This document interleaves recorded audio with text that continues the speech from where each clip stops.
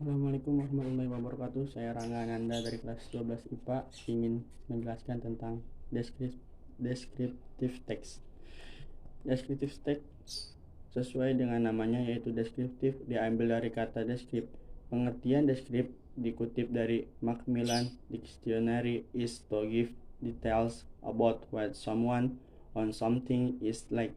Deskrip artinya memberikan detail tentang seperti apa seseorang atau sesuatu itu. Maka deskriptif teks artinya salah satu jenis teks bahasa Inggris yang di dalamnya memuat deskripsi atau gambar detail tentang suatu objek. Biasanya objek yang dijelaskan bisa berupa benda mati, tempat, maupun manusia dan makhluk hidup lainnya. Contoh dari sebuah deskriptif teks bisa berupa teks yang menceritakan tempat wisata atau tentang hewan peliharaan kita. Purpose of descriptive text. Dalam buku Collect Academy Writing a Genre Based Perspective 2007 karya Dr. E.Y. Dikyasa M. Ham. Tujuan atau fungsi sosial dari descriptive text adalah to describe a person, place, or thing in such a way that a picture is forward in the right meaning. Teks jenis ini digunakan untuk mendeskripsikan orang, tempat, atau benda sedemikian rupa sehingga gambaran terbentuk di benak pembaca. Karakteristik of descriptive text.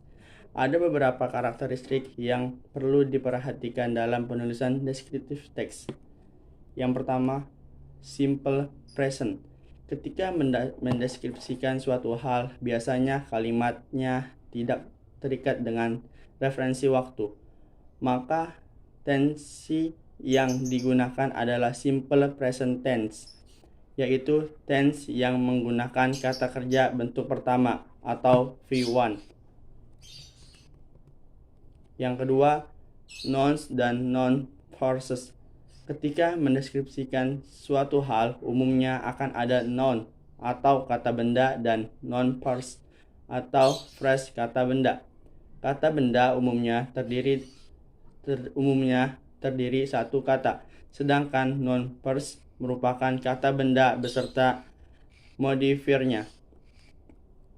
Yang ketiga, adjective text. Untuk menjelaskan atau mendeskripsikan objek, kita bisa menggunakan adjective text, adjektif, atau kata sifat. Kata sifat ini bisa juga dijadikan modifier dalam noun phrase. Yang keempat, relating verb.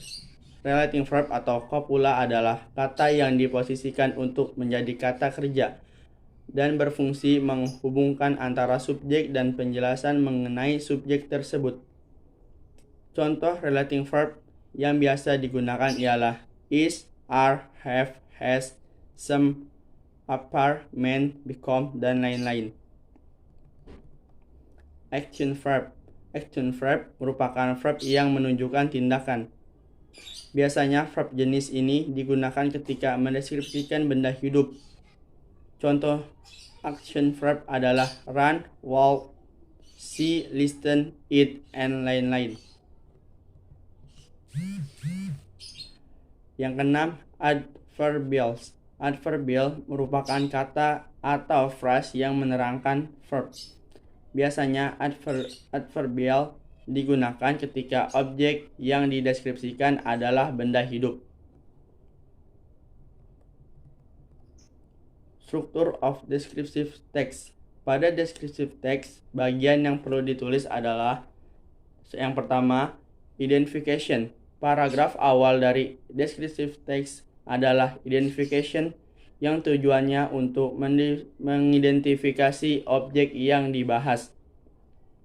Bagian ini belum merangkap bagian detail dari objeknya. Yang kedua, description. Paragraf berikutnya adalah description. Bagian ini mendeskripsikan ciri-ciri objek yang telah dijelaskan di awal teks. Pada bagian ini, objek harus dijelaskan sedetail mungkin agar ciri-ciri objek bisa tergambar jelas di benak pembaca. Kedua, saya ingin menjelaskan tentang analytical exposition.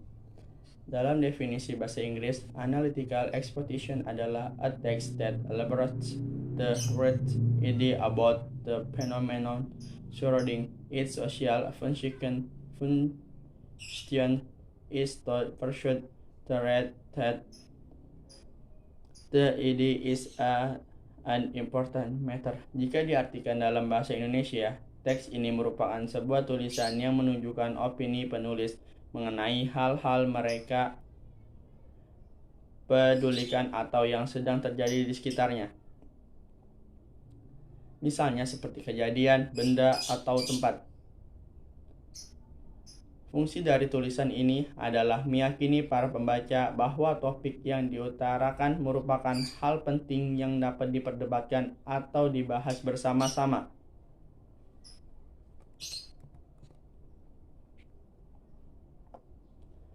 Tak heran jika dalam sebuah tulisan banyak pertanyaan seperti "Do you agree with this?" atau "What do you think?" yang bertujuan untuk membangun reaksi para pembaca. Namun, perlu diingatkan bahwa teks tidak berusaha untuk mengubah sudut pandang para pembaca karena narasi murni berisi opini dari penulisnya saja. Struktur analytical exposition. Apakah kamu mulai tertarik untuk mencoba membaca analytical exposition? Nah, kamu harus perhatikan terlebih dahulu struktur dalam penulisan apa saja itu. Yang pertama, thesis.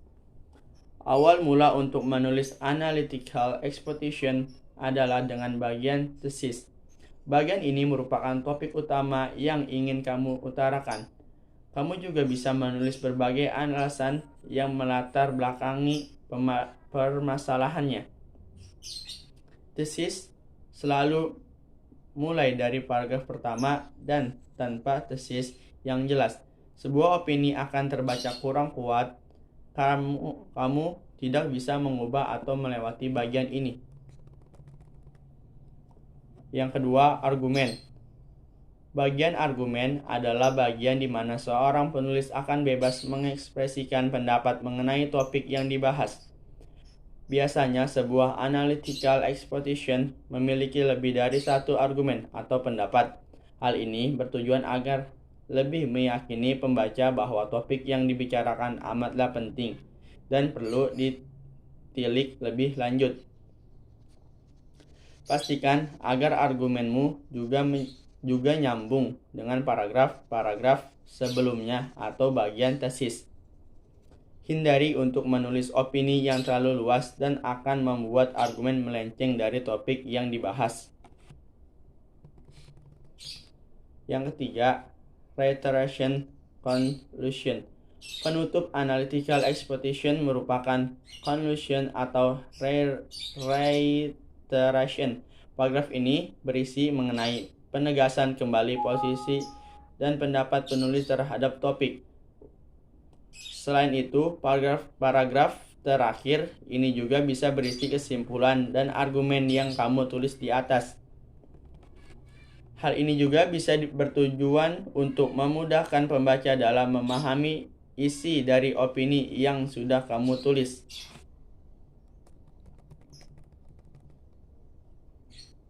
Rumus analytical exposition. Ada beberapa ciri-ciri atau rumus saat kamu ingin menulis opini. Yang pertama, grammar. Yang digunakan dalam analytical exposition adalah simple present tense, sehingga kamu bisa menulis opini dengan kata kerja verb 1. Dalam menulis opini, kamu perlu menggunakan kata-kata yang mengekspresikan pikiran atau perasaan.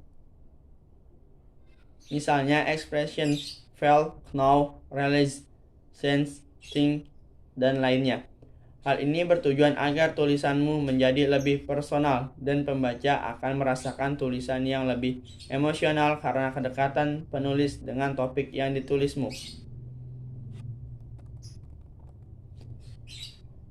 Yang ketiga, Menggunakan internal conjunction yang menghubungkan argumen di antara dua klausula. Internal conjunction dapat dibagi menjadi 4 kategori, yaitu addition, penambahan, contohnya besides, in addition, furthermore. Comparison, perbandingan, contoh both fish first, Manuel on the other hand. Time atau waktu, contoh second, then next. Cause effects atau akibat, contoh consequence, as a result, and so. Yang terakhir, kamu bisa menulis analysis exposition dengan causal conjunction atau reason why atau sebab akibat. Misalnya seperti menggunakan kata as a result, because, by, consequently, descriptive, therefore, for, that reason, dan lainnya. Hal ini berfungsi untuk memperkuat argumen kamu yang akan dipahami oleh pembaca. Tanpa menuliskan sebab dan akibat, kemungkinan besar opini bisa bersifat biasa atau blunder. Sekian dari saya, kurang lebihnya mohon maaf. Wassalamualaikum warahmatullahi wabarakatuh.